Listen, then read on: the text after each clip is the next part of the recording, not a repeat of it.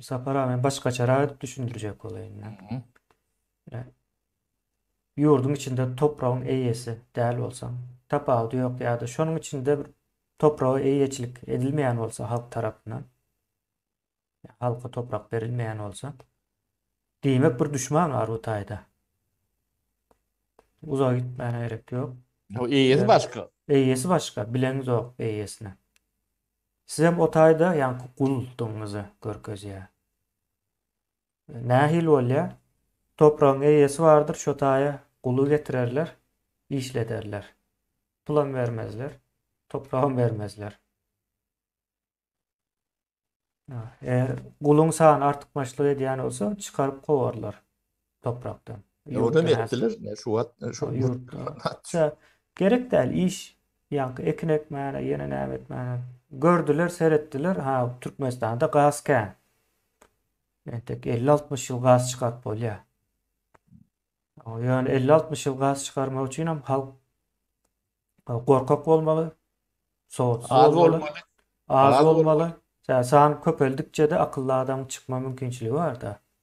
Bir akıllı çıkıp bir zat değilse son şu taydan tutaşıp gitse de o değil de.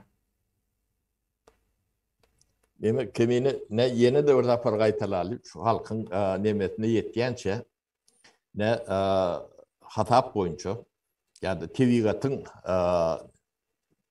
kanunu boyunca şu at ne 94. yılda o 4 milyon 500 bin adam var da ödem köyünü Sovyet demelerinin içinde yani естественный прирост değil ya da halkın ötüş demesi yani doğun demek Yani ösüş tempi de.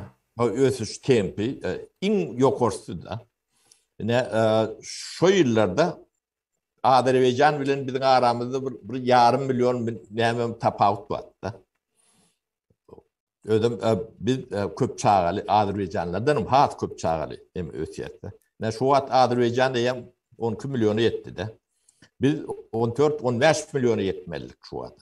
Ne şu dengeştirip gören Azerbaycan öyle.